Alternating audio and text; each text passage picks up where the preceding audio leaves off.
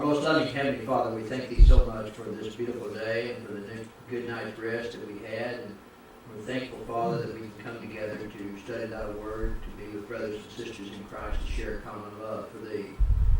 We ask, Father, that You be with those of our numbers who are physically sick, that they might be restored to their health. We ask that You be with our sister Claudine, that she would have a speedy recovery from her surgery.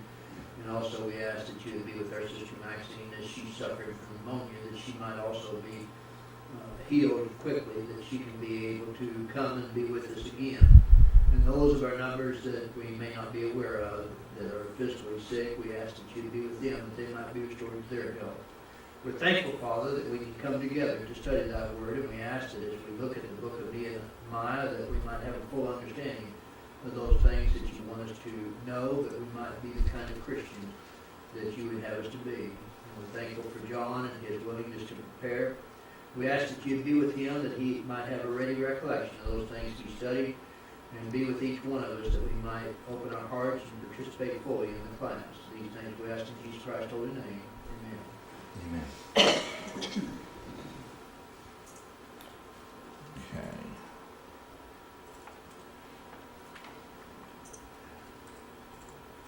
We left off last week. We completed the reading through chapter 3. A whole bunch of names there in that. So we finished that. Let's go ahead and take a minute and we will do the questions for chapter 3. Let's start there in question number 1. What did Eliashib and his brethren build? Exactly. They built the sheep gate. Let me get it here. There we go. All right, and then question number 2, who built the fish gate? Yeah, the sons of Hasenah. Number 3, who repaired the old gate? Yeah, I did. You don't know the answer, go ahead. And then I'll go, what's that? Look at verse 6 there. Moreover, Jehoiada, the son of Pasah, and Mushallam, the son of Bezodiah, repaired the old gate. Yeah.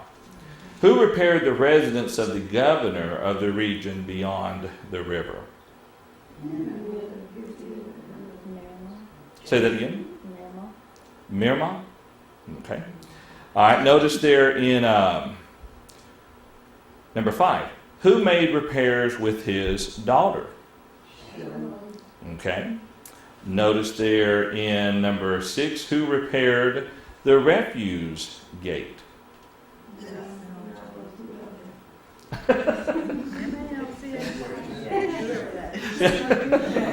All right. That's right.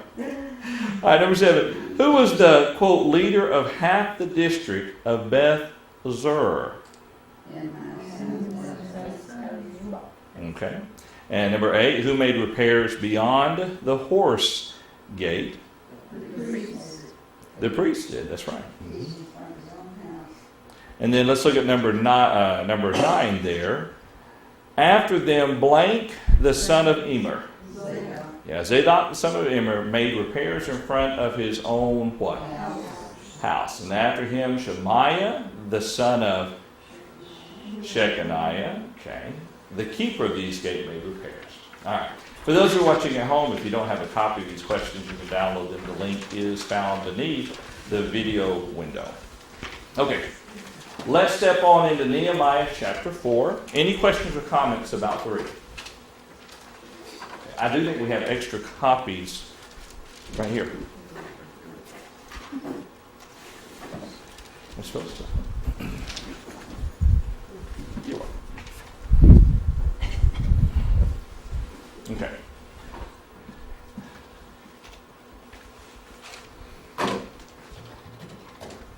All right.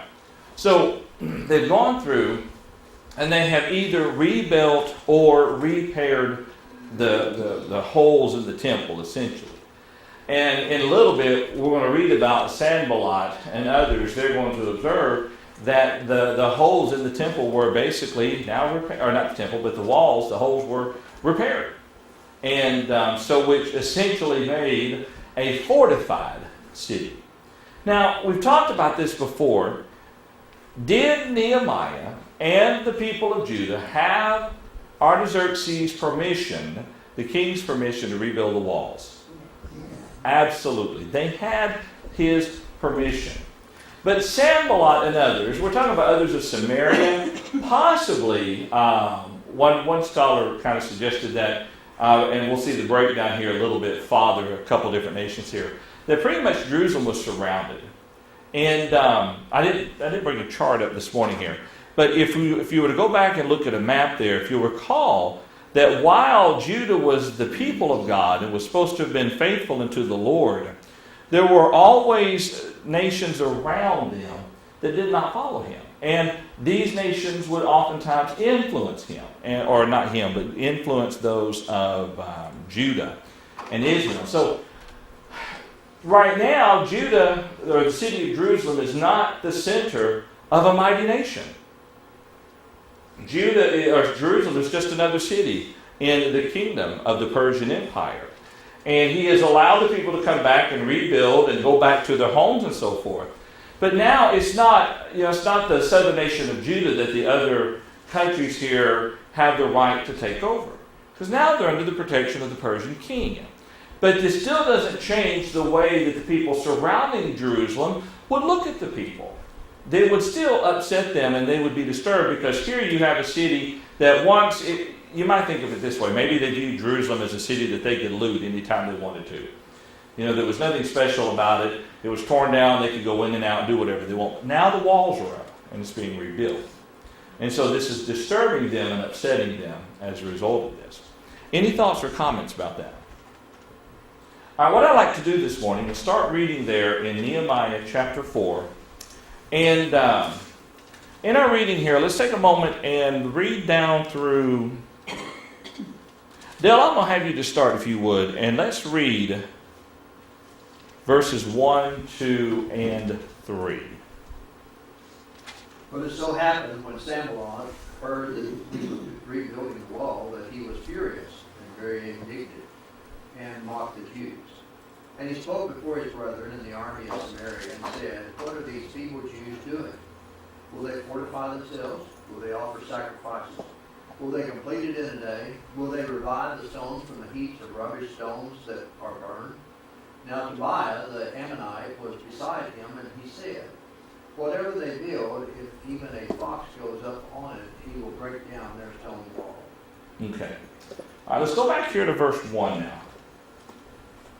Now, here we have Sanballat, coming back to the picture again. And he heard that they were rebuilding the wall. What was his reaction to this? Yeah, he was getting furious and very indignant, and he mocked the Jews.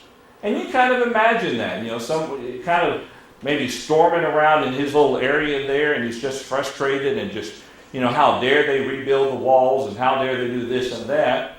And so he talked about this before his brethren and the army of Samaria. We mentioned last week that Sanballat lived up in the region of Samaria, might have been at one point kind of the governor of the region of Samaria. So he says to the army, "What are these feeble Jews doing? Will they fortify themselves?" He had no respect for them. Are they going to fortify themselves? Are they going to now offer sacrifices? Will they complete it in a day? Will they revive the stones from the heaps of rubbish stones that are burned? I don't think that he very well could have been very serious about each of these questions, but they're almost rhetorical in nature, because he had no respect for the people. What were they going to hope to accomplish by what they were doing? Would they even be able to fulfill the task using stones there or material that had been burned, rebuilding the burned walls there? And so Tobiah, he decided to add his 2 cents to it.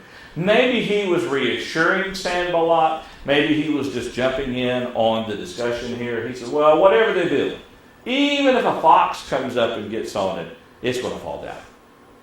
Just no regard whatsoever for what the Jews were doing. Any thoughts or comments? Gene? Plus the realization they couldn't do anything about it. Well, that was it. They were under the protection of the Persian king. And what could they do? But Exactly. grouse and belittle it and complain, be frustrated. They couldn't do anything about it. That's All right. they had was conversation. Exactly. They could even make threats. And here we'll see a little bit later that Nehemiah and the people kind of get worried a little bit about it. So they set up people or servants to kind of protect them while others are building. And it's possible that Sanballat and Tobiah and others could have come in and caused a little bit of harm. But you're right, though. If they had come in and fully intervened and stopped and prevented it, they would have had to deal with the wrath of King Artaxerxes and them violating his instructions there, his orders. Any thoughts or comments? Well, they knew they were despised. Yes, exactly. Yeah, and that's what we'll see here in verse 4. That's a very good point. Matter of fact, let's go ahead and look at beginning in verse 4 there. And Ms. Wilma, would you read for us verses 4 and 5?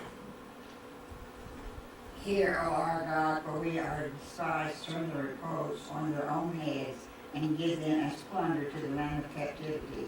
Do not cover their iniquities, and do not let their sin be blotted out from before for they have provoked you to anger before the builders.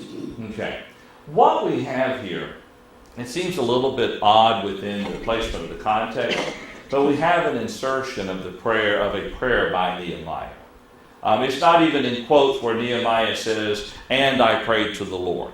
It's just an insertion of his prayer to God on behalf of the people there.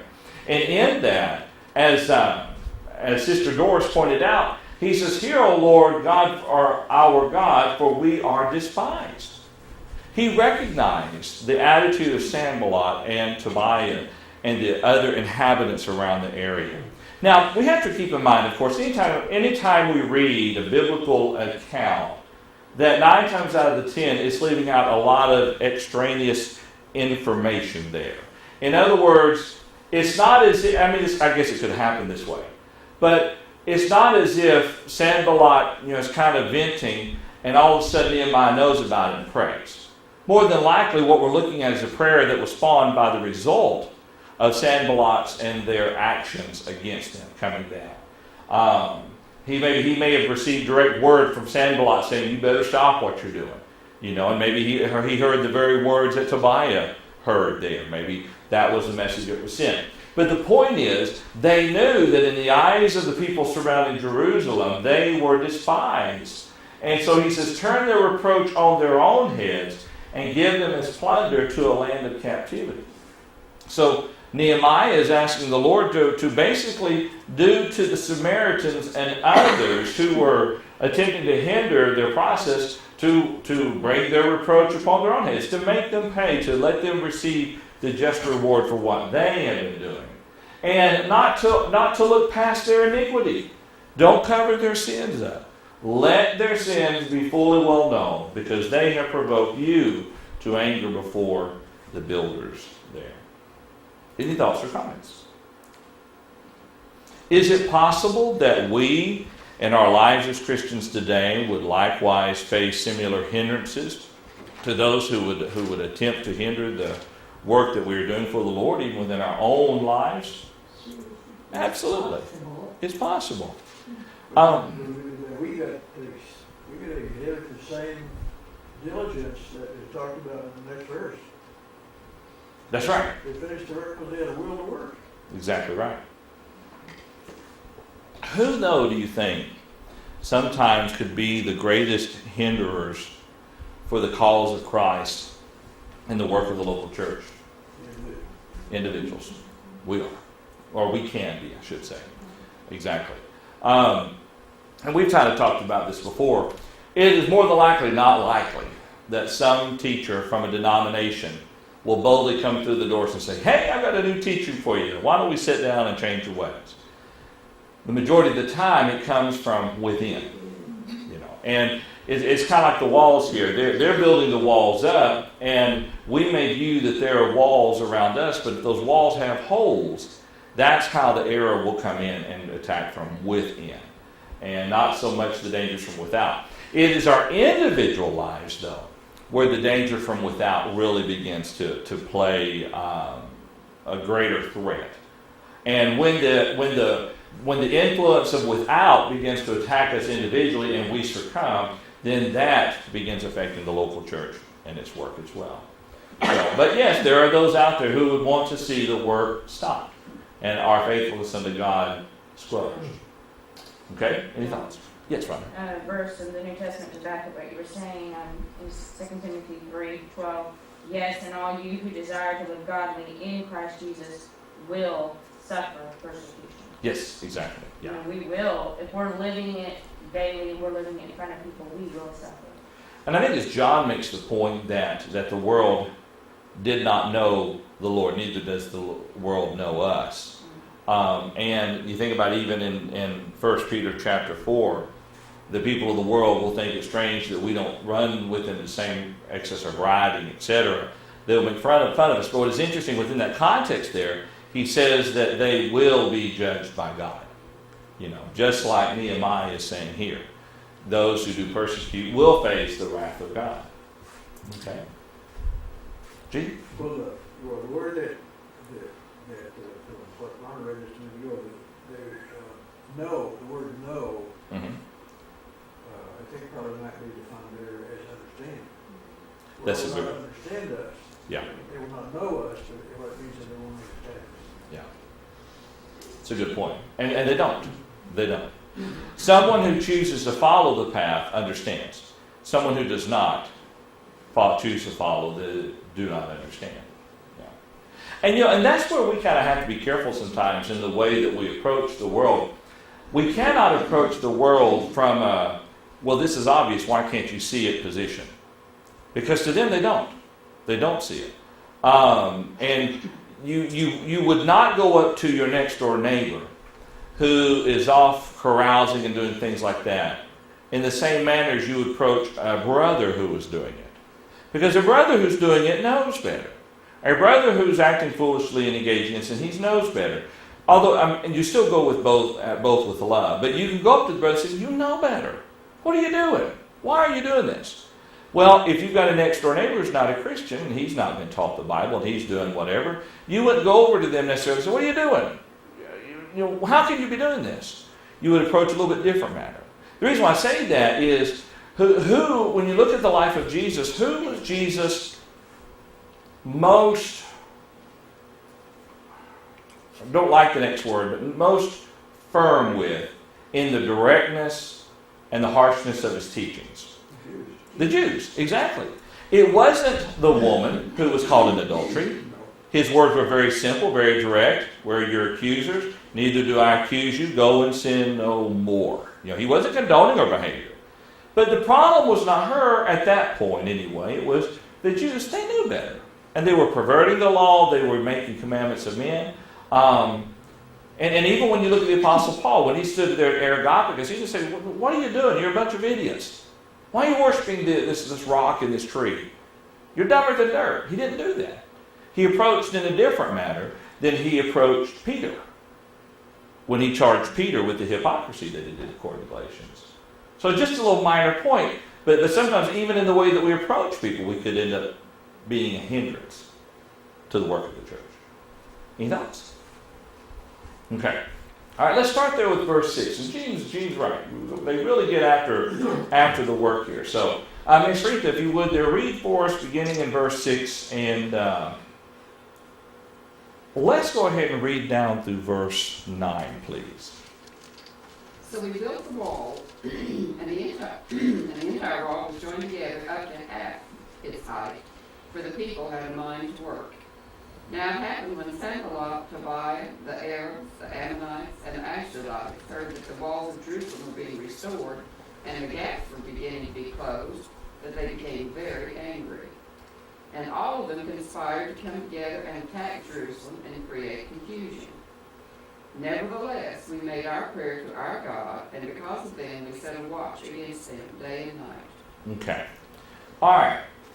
Notice here, we'll go back up to verse 6 for a moment. How high did he say that they had finished the wall? About half height. I could be wrong about what I'm about to say, the speculation there. But I don't believe that their purpose was to erect a wall for full defensive capabilities, but rather to erect a wall to make the city complete, to make the city whole again. Notice that they did not build the wall to the original height. Okay? If it was for defensive purposes, that would be kind of the primary thing. But they were under deadline. They wanted to get it done. So they built it tall enough to serve as a defense, but more to complete the city, to fill it in, to close all the gaps, to provide a measure of security. Ultimately, Artaxerxes was going to be the best security, and his forces and everything. But it would take him time to come in. But he would still render upon Sanballat and others the due punishment if they went against his order. But what we have here is the fact that the wall was done. Not that it was incomplete. And I guess that's kind of my point. Don't view the was joined together up to half its height for the people who had in mind to work as being that it was really incomplete and they didn't want to finish it all the way up. They rebuilt the wall to where it needed to be for their purpose and intent at that time. Any thoughts or comments? Are they going to, okay, maybe I'm confused. Are they going to continue what we're getting ready to read? Is that continuing to build upon half that height? Or is this during the building of half that height? Well, notice there in verse 7, that's a very good point. Verse 6 almost seems like it's kind of a summary, kind of out of place there for just a moment. Because he says there in verse 7, when he continues there, that when they heard that the walls of Jerusalem were being restored and the gaps were beginning to be closed, they became angry. So what we're looking at here is kind of a statement that says they completed it to half height, but then stepping back and let's tell a little bit more of the story now. Any thoughts? There's no indication that there wasn't an intent to go ahead and build it to its full height. Mm-hmm. But what they did, because if you look at verse 6, it says they had a mind to work. Right. Their goal was to close the walls completely, and so they built it at half height, but their intent was to go ahead to the full height as time went on. Okay. All right. Which I don't doubt that would have been the case, but the most important thing was to get the wall complete at this point in time. Yeah. Could I ask a question? Yes, ma'am. Who became very angry? Sanballat. Okay. Sanballat and Tobiah and the others. Exactly. The Ammonites and the Ashdodites. Yeah. They're the ones that became very angry there. And see, that's what I say. Verse 6 there is kind of a brief statement summarizing everything. Because according to verse 6, they were done. All right? But when you look at verse 7, the people are hearing that it was being restored and the gaps were beginning to be closed. So this is their reaction, going back to the very first of the chapter, when Sanballat was unhappy, and he was talking to Tobiah, and Tobiah says, well, if a fox jumped on it, it would fall down. And that's right, you look at there in verse 7, it wasn't simply Sanballat and Tobiah, but it was the Arabs, it was the Ammonites, and the Ashdodites. They were all surrounding that region there.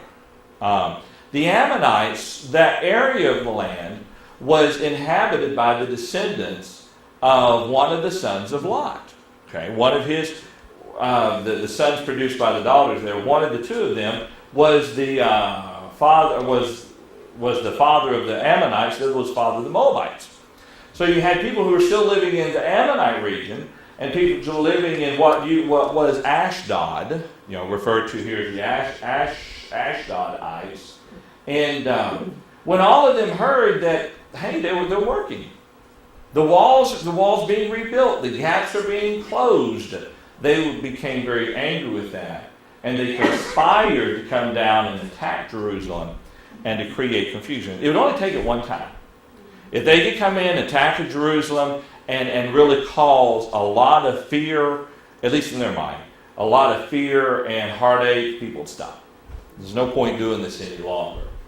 But, as we'll read here in just a moment, we'll see here that they made supplication unto God, that is, the Jews, Nehemiah. Yes, Jim? But I guess it covers it in the latter part of the chapter, because it says they returned to the law. Exactly. That suggests to me that they knew they had not finished it, and Mhm. now they were going to defend themselves, because half of them were working, half of them were defending. Yeah.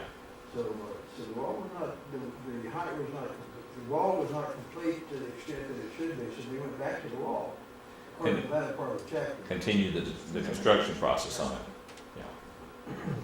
I would not be surprised if, and this not being told to us, that when they gave the initial instructions, so and so rebuilt and so rebuilt, that there was a specified height that they wanted to get it to, so that there needed to be a uniformity within the walls.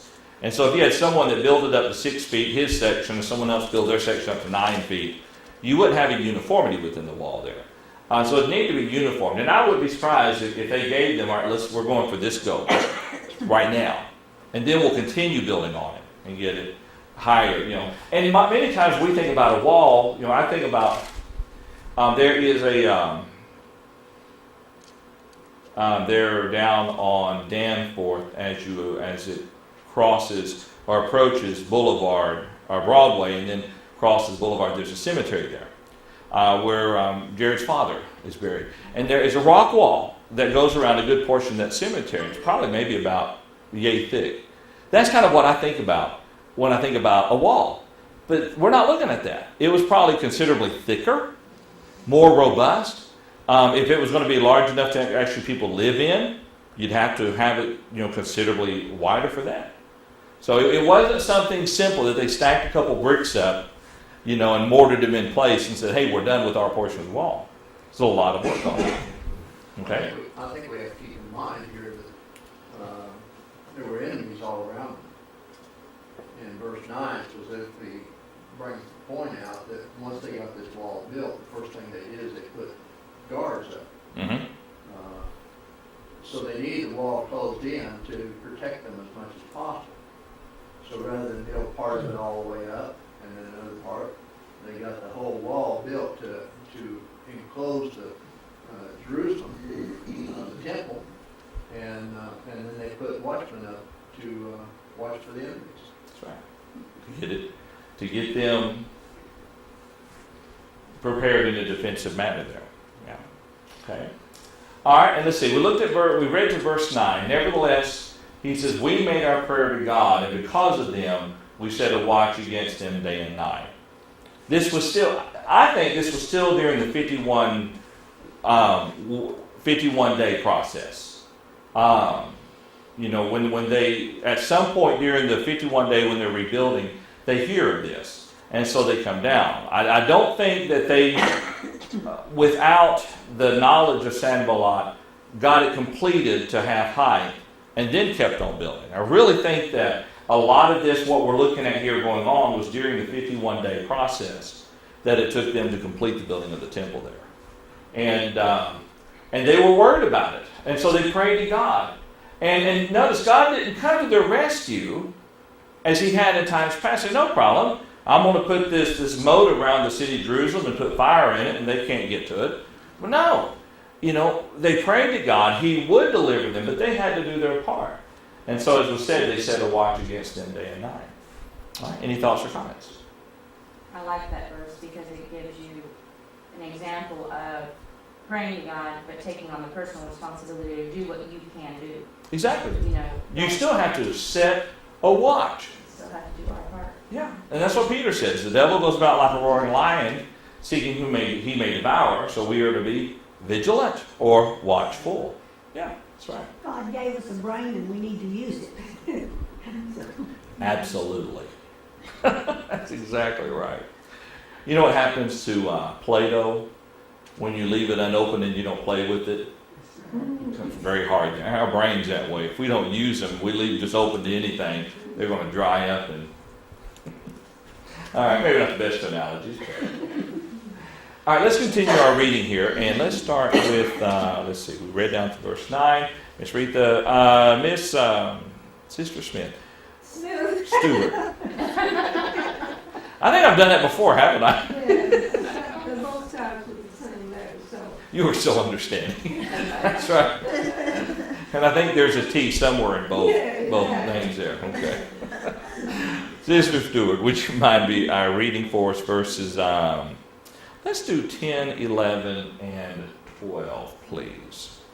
Okay, since you got big letters on the board, I'll read from the board. Okay.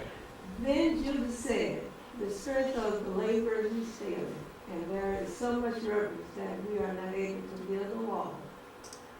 And our adversaries said, they will neither know nor see anything till we come into their midst and kill them and cause the work to cease. So it was, when the Jews who dwelt near them came, that they told us 10 times, from whatever place you turn, they will be upon us. Okay. So let's go back up for a moment there to verse 10. And notice here as we kind of look at this, that we have another individual kind of coming onto the scene to speak here. And what was his name? Yeah, his name was Judah. And notice here as we look at this, that he observes there that the strength of the laborers is failing, and there's so much rubbish that we are not able to build. I have Jedediah. Is that the same as Judah? In verse 10 there, Yeah. Next to them, Jedediah, the son of. oh, let's look at chapter 4. Okay. Yeah. Okay.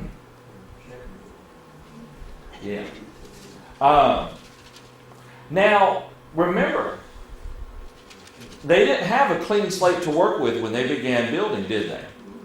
Some of the walls had not been destroyed, but a lot of it had. And you had the rubble of all, and some of the rubble had been burnt, depending on how the wall was, what materials were used to build the original wall in that particular original location there. And so they're having to work around that. It's kind of like trying to clean up a kid's room by starting with their bed when the floor is full of Legos. You have to start somewhere to pick, you got to clear out so you can rebuild.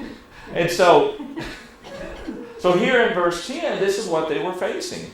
And it concerned them. He says the laborers, the strength is failing. There's so much rubbish that we're not able to build the wall.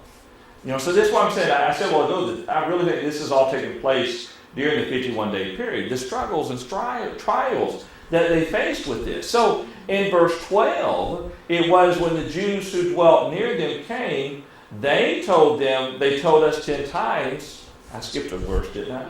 I sure did. Thank you. And our adversaries said, all right, and this is the word that they've received from their adversaries. And their adversaries probably standing within a rock's throw, a stone's throw, hollering at them, kind of jeering them on maybe, or jeering them. They will neither know or see anything until we come into their midst and kill them and cease the work, or cause the work to cease there. So this was troubling the people. It was worrying them. So verse 12, so it was when the Jews who dwelt near them came, they told us 10 times, from whatever place you turn, they will be upon us. So in other words, you had a lot of negative speech going on here. You had people around them. This is what Judah's kind of reflecting on, saying, anywhere you turn around, that's where they're going to be. We're not going to be successful building these walls. We've got rubble over here. They're over there. They're wanting to kill us. And everywhere we turn around, they're going to be there and there and there and there. So, any thoughts about that before we look at what Nehemiah says, or what he does?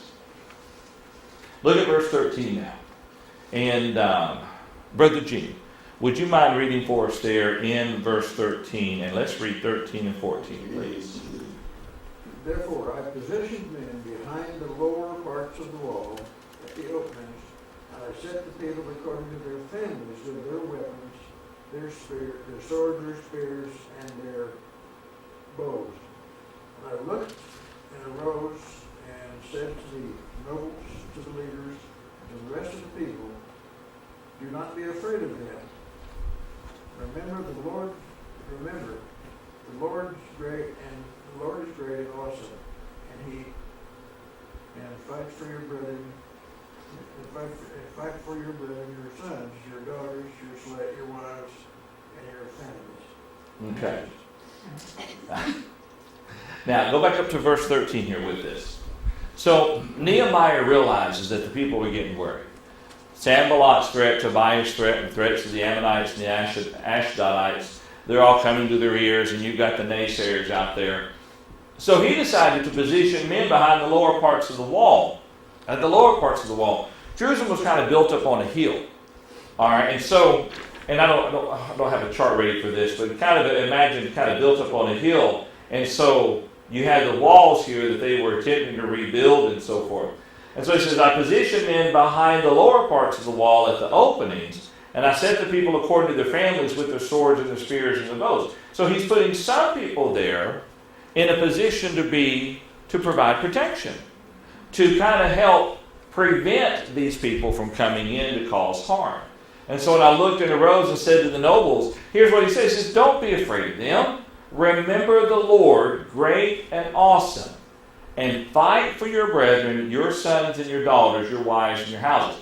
So there are going to be some people here who are continuing to rebuild the walls. But there are going to be some people put out here who would stand in a defensive position. That's a sword, by the way.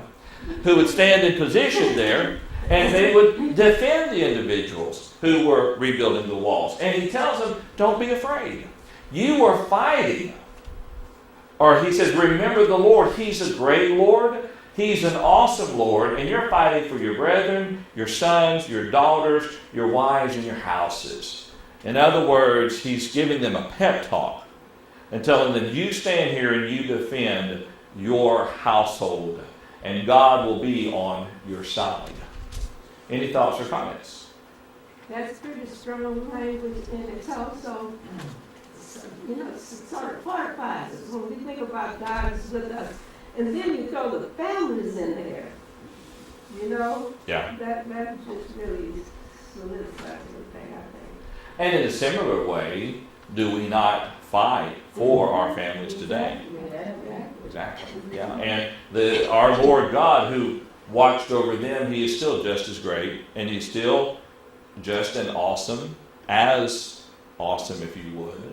I think our language kind of abuses the use of that word a little bit, but in a scriptural standpoint, he is an awesome God, And we must remember that as we fight for our families, as they were to remember it as they fought for their families. Gene.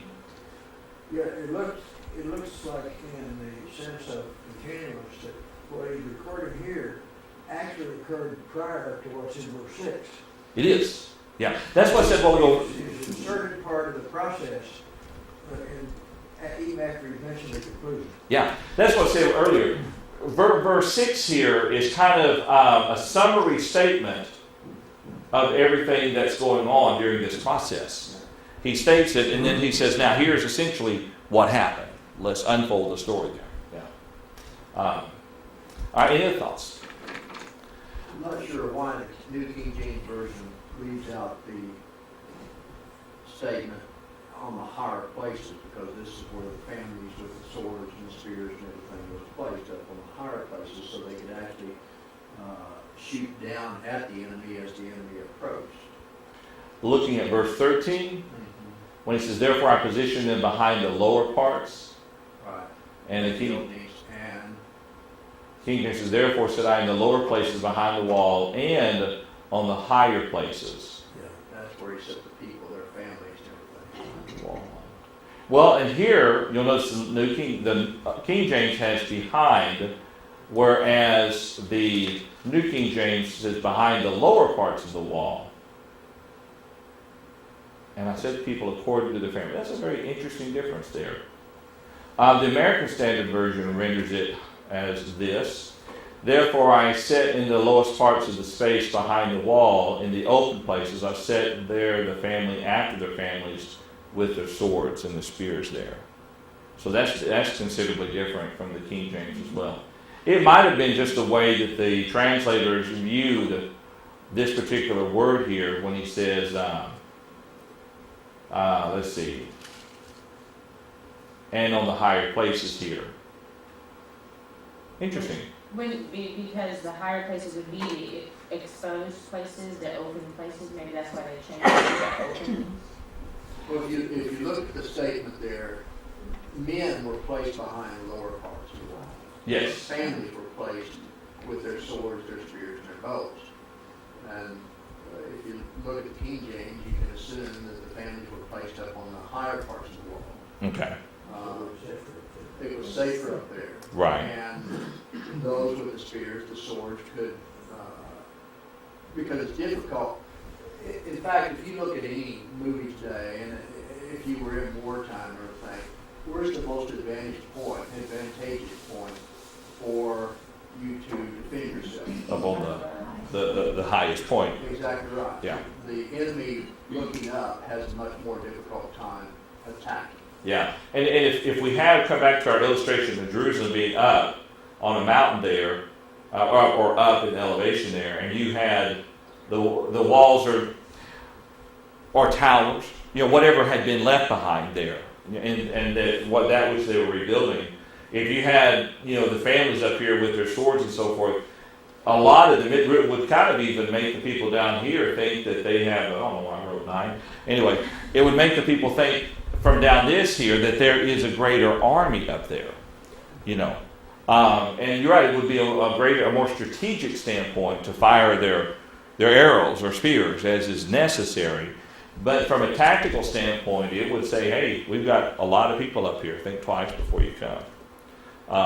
But more to the point, though, as they were rebuilding the areas that had been torn down, it would be necessary to provide optimal protection for that. Yeah. It's a good point. And that's a very interesting difference between the two of them. So I'd have to go back and look at that a little bit deeper as to why the King James renders it in such a fashion different from some of the newer renderings of it. Sometimes the differences in some of the translations may have to do with the version of the Hebrew text that was used.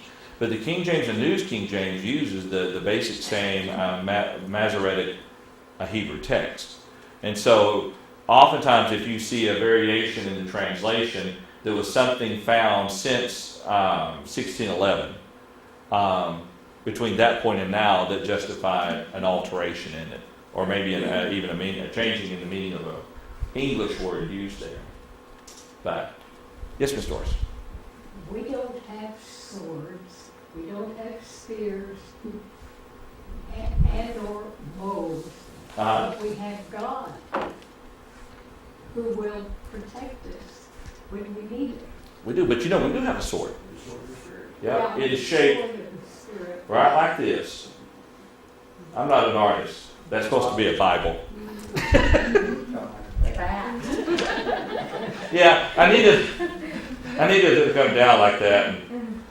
That was kind of like glasses. Use. This is our sword right here. Thank you. That's right. But you're right, though, and Paul even makes the point that our battle is not against flesh and blood. We don't use physical weaponry. And this is my biggest problem with the whole era of the Crusades. They thought that taking Jerusalem was worth bloodshed. And that they felt like that's, at least the claim was, they felt like that's what God wanted. I really think that a lot of them, it was a matter of, well, that's our city. This is, belongs to us. We should go get it back. And they followed in the name of Christianity. But they missed the mark. Yeah, you're right. So in verse 14 there, he says, now looked and arose, and so he addresses the nobles there, tells them not to be afraid. All right, any thoughts or comments? All right, let's continue our reading here a little bit, Father. Let's start in verse, let's see. Gene, you just read, didn't you? Yes. And you read through 14. All right, Miss Doris, would you mind reading for us? Let's just look at 15 and 16 at the moment here, please. Okay, he says to start at 15, not 4. Oh, okay. I'm sorry. Oh, you're fine. Go ahead. I had to argue. Sometimes you just have to do it, don't you? Yeah. But if so happened, when Sanballat heard that we were rebuilding the wall, give me the right one the first time. Okay. And it happened. This is verse 15. Yes, ma'am. And it happened when our enemies heard that it was known to us and that God had brought their plot to nothing, that all of us returned to the wall, everyone to his work. Okay, let's do one more. So it was from that time on that half of my servants worked at construction, while the other half held the spears, the shields, the bows, and wore armor, and the leaders were maintained all the house of Judah. Okay. That would be a difficult time to live Yes. and be out there trying to keep people away. That's right. That's right. That's right. But now let's notice something here with verse 15. That with this, our Sanballat and all them, they decided, through their. You almost think that what they were engaging in was a not a smear campaign, but what do you do like a military if you want to instill fear within the people? Propaganda. Thank you. Almost a propaganda campaign to try to frighten the people. Well, they realized that wasn't working. And it happened when our enemies heard that it was known to us and that God had brought their plot to nothing, that all of us returned to the wall, everyone to his work. Why were they able to complete it in 51 days? Well, they were not hindered. They were not slowed down by the threats and the attacks of the other people. They were not slowed down by their fear. They continued to work, and when necessary, they divided the people up, some to protect, some to build. But finally, at least the way this reads here, that when the people realized that it wasn't going to happen, that Sanballat and all his great plans were coming to naught, that everybody went back to the work. But what Nehemiah did, though, in verse 16, is he set half of his servants to work at construction, while the other half was to hold the spears and the shields and the bows and the armor, and the leaders were behind all the house of Judah. Either he's saying that the leaders were stationed behind the physical house of Judah, or they were in support of the house of Judah in its process. And to me, that would be the better explanation of that particular verse there. But it failed. Their attempt to hinder it failed. The people got back to work on a full level that they had not been able to do because of the threat of the violence there. Okay. Rhonda, let's look at verses 17 and 18. Those who built on the wall and those who carried burdens loaded themselves so that with one hand they worked at construction and with the other they held a weapon. Every one of the builders had his sword girded at his side as he built, and the one who sounded the trumpet was beside me. Okay. Now this is not to indicate, of course, when it says that when they realized their plot was brought to nothing, that everyone returned to working. Doesn't mean to imply that they were still not fearful, or that they were. It's not saying that they were no longer fearful. There was still the threat, but their answer was quite simple. The individuals who they worked on the wall there, those who carried burdens, those who loaded themselves so that with one hand they worked at construction, with the other hand they held a weapon. Yeah, but that doesn't mean they literally held the weapon. It means that they held or had the weapon by their side to protect themselves. Had it on them, had it with them. Verse 18 verifies that. Yeah. He says there that every one of the builders had his sword girded at his side as he built, and the one who sounded the trumpet was beside him as well there. The point is, though, that now, instead of having to have a group of people divided up in such a way that some was purely defensive and some was building, they finally reached the point that the answer, at least appears to be, that those who were building carried weapons, just in case, to be fortified, to be ready to stand against that. Any thoughts or comments? Our worst enemy does not like it when we use our sword. That's right. And he is always attempting to get at us. And so the more we spend time reading God's Word, studying God's Word, using our weapon, the less effect he's going to have on us. Exactly. Yeah, we have to keep it with us at all times. That's right. All right, any other thoughts? All right, let's see. Miss Betty, let's go ahead. You feel it to read? Yes. Very good. Read verses, we're going to look at 19 and 20, please.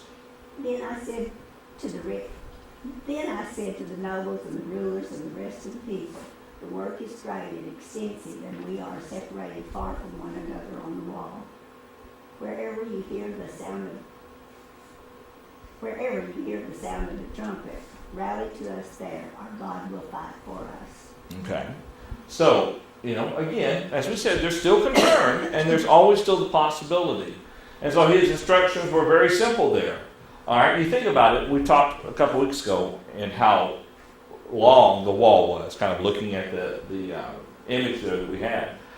And the point is that we're separated one from another. It wasn't that there was, from this point all the way around the wall, there was a man, builder, so forth. There were some sections that were already completed, some sections that didn't need any work, some sections that needed a lot of work. And so they were spread out in this process.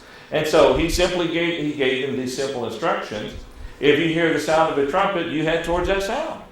You rally with whoever is in need at that moment. You run to them. And in the end, who did he say would fight for us? Yeah. We must be ready at all times. That's right. And of course, don't we see a kind of a parallel or analogy to our time as well? In a manner of speaking, we are spread out. I mean, if we were to go back during the first century and look at the way the church was, the cities and so forth, the majority of the cities, I suspect, were much smaller than what we understand today. I mean, we have brethren who could travel upwards to 25 miles to services, some even farther. And so in a manner of speaking, we are somewhat spread out if we're going to talk kind of physically like that. But in a figurative way of speaking, we only see each other on Sundays and Wednesdays.